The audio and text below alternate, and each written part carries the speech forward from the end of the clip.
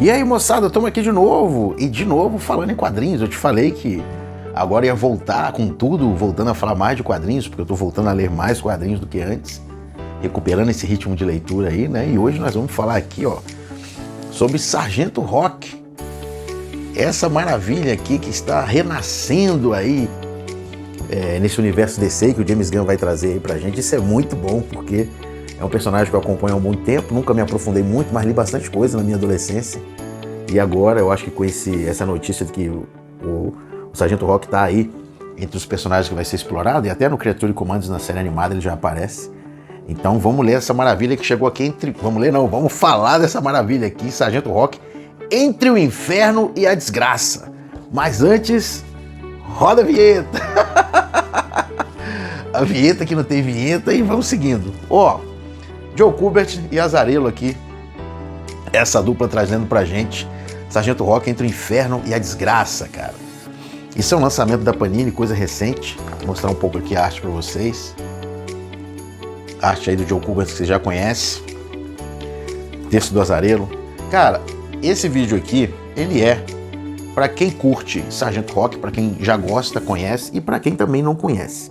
Eu tive acesso a esse personagem lá na adolescência, quando eu queria ler alguma coisa sobre guerra, que eu sempre gostei muito. A gente não gosta da guerra, né? Mas a gente gosta de filmes, de histórias de guerra.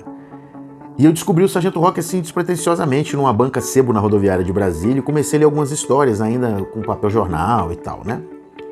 E gostei bastante. Depois, já ali com, sei lá, quase 30 anos, eu tô com 49, então tem quase 20 anos isso, eu li mais algumas coisas, né?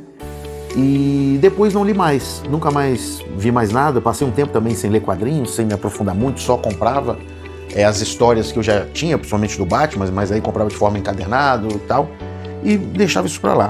Mas é um personagem que eu curto demais por gostar de guerra e tudo isso. E essa história aqui, cara, essa história aqui é mais ou menos o seguinte: em 1944, né, eles estão ali na companhia Easy Company, que aqui leva o nome de Moleza, Companhia Moleza. E aqui, não aqui nessa história, aqui no Brasil, né? E eles têm que capturar um grupo da inteligência alemã, né? Para eles descobrirem como eles têm que sair da mata e tal. Eu não vou ficar dando um spoiler da história, né? Mas o que é curioso é que é o seguinte: para quem nunca leu o Sargento Rock, ou Sargent Rock, para quem nunca leu, a pessoa pode começar a ler isso aqui e chegar até ali no meio e falar, pô, qual é do Sargento Rock afinal? Quem é ele? Quais são suas características psicológicas e tal? Eu não tô vendo o personagem nessa história, né? Isso é uma possibilidade de acontecer. E só que aí, do meio pro final, quando começa a ser desvendado uma trama que se desenvolve ali, do meio pro final, é quando, entre aspas, o Sargento Rock entra em ação, na verdade. É quando ele é apresentado pro público, para quem não conhece ele, e aí você vai vendo as características do personagem, as características emocionais, porque para quem não conhece ele, né, ele é um sargento durão, mas de ótimo coração, né? Ele que comanda a Easy Company, a Companhia Moleza. E para quem não conhece, não vai identificar ele ali, suas características, até o meio da história. Depois começa a se afunilar, a trama que precisa desenrolar ali se desenrola, e aí você vai ver, ah, caramba, esse é o Sargento Rock. E aí você chega no final dessa história e fala assim, caramba, aí, queria ler mais um pouco, queria conhecer mais desse personagem. E isso é muito legal. E isso me pegou, porque assim, eu já tinha lido o Sargento Rock várias vezes, e eu fiquei me perguntando quando eu tava lendo, eu falei, cara, isso aqui pra quem nunca leu, é estranho, né? E aí fui tocando a história. Chegou no final, eu falei, porra, não é estranho não, é muito legal. Pra quem nunca leu, dá pra entender um pouco dele ali. Não dá pra entender tudo, né? Mais traços profundos de personalidade, aí você teria que ler outras coisas, mas dá pra fazer uma primeira leitura por isso aqui, né? Pra você entender, esse cara aí que vai estar no universo da DC, galera que não conhece, né? Pra quem já conhece, desde o início, deve ter tido essa impressão de que, não vai aparecer mais tanto ele.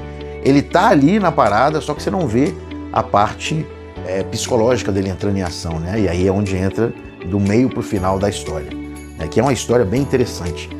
E eu gostei. Esse é um lançamento da Panini, peguei agora e já li.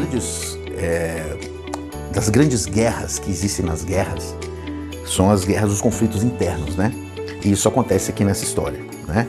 Porque eles têm que capturar aquele grupo de inteligência alemão e acontece um problema, e aí essa situação que acontece, os próprios soldados ali da Companhia Moleza entram em conflito entre eles, né? E se você for reparar em filmes de guerra também, em outros quadrinhos de guerra, sempre existem pequenas guerras dentro daquela guerra, né? As guerras de classe, as guerras sociais, as guerras políticas, né? Gente que se alistou por acreditar na pátria e gente que foi convocada a tudo quanto é jeito, que não queria fazer parte daquilo. Você tem a parte de racismo, porque você une pessoas de vários lugares, de estados diferentes, de localizações diferentes, onde isso fica mais claro ou não. E você tem as guerras internas dos personagens com eles mesmos, né? Porque eles estão num lugar extremo, numa situação extrema, então isso é um baita de um convite para que essas guerras na mente aconteçam. E aqui não é diferente. Essas guerras acontecem também. E me deu até vontade, cara, de ver novamente Band of Brothers, aquela série da HBO, porque eu vi na época que lançou e é sensacional. É porque eu lembrei disso porque é o mesmo nome da companhia, né? Easy Company. É que aqui chama Companhia Moleza na tradução. Mas eu lembro quando eu li lá as histórias antigas do Sargento Rock, que esse nome é Easy Company. E é a mesma companhia ali que chega na Normandia e tal. Não é ambientada da mesma forma aqui no quadrinho, tá? Lá até na Easy Company do Band of Brothers, que é a que segue a história original do que aconteceu na Segunda Guerra, é um grupamento de paraquedistas, né? Pelo que eu lembro das histórias do Sargento Rock mais antigas, eles não são grupos de paraquedistas, mas eu posso estar enganado. Se eu tiver, não tem problema nenhum, alguém me corrija aí. Mas o nome da companhia é o mesmo, deve ser algum tipo de homenagem e tal. Vou me aprofundar depois mais nisso, quando eu ler outras coisas do Sargento Rock. E depois que eu rever Band of Brothers, eu me aprofundo um pouco mais nisso.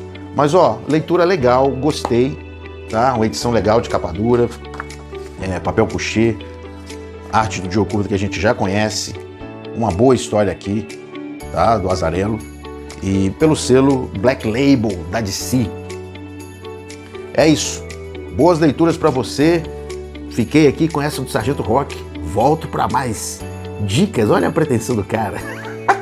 Dica de uma, só dividir com vocês aquilo que eu gosto do meu universo, quadrinhos, gibizinho, bonequinho, estátua, carrinho, e vamos que vamos. O quadrinho que eu queria muito falar sobre, já dividir isso aí com vocês, é o Kililana Song, do Benjamin Flau, da editora Nemo. Cara, isso aqui, que quadrinho sensacional, né? Primeiro, a arte é uma coisa de uma delicadeza e, ao mesmo tempo, como a história pede, tem muita força os traços, né?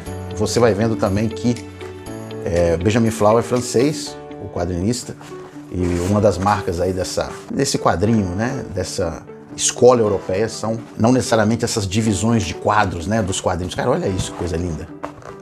Isso aqui é uma aventura desse garotinho aqui, o Naim, danadinho, passeador, mais uma daquelas crianças que cresceu com muito sacrifício. Essa história aqui é situada em Lamu, no Quênia, né, e o Naim é uma daquelas crianças que precisou crescer forçadamente, né, se adaptar a uma vida adulta, sabotar a sua infância em virtude das durezas da vida, da realidade. E o Benjamin Flau aqui, ele faz um passeio, cara, ele faz uma parada muito interessante. Ele pega vários personagens da vida dele, né, que ele depois mostra aqui no final, né, com fotos reais de quem são esses personagens, né, e de várias viagens dele pelo mundo, e ele vai costurando esses personagens em cima de uma história que ele cria para contar a história do Naim.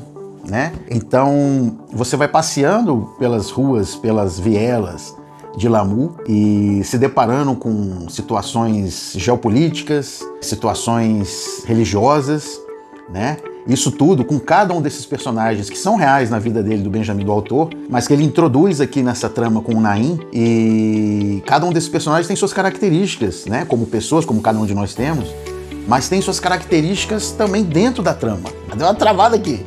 Cada um tem seus interesses próprios, né? Quando cada um deles, ou nem todos, encontram o Naim, e você vai passeando por essa história, essa aventura com esse serelepe garotinho que, mesmo num corpo de garoto, teve que amadurecer muito rápido para poder sobreviver e viver nessa ilha. E, cara, eu confesso que essa arte me pegou, sabe?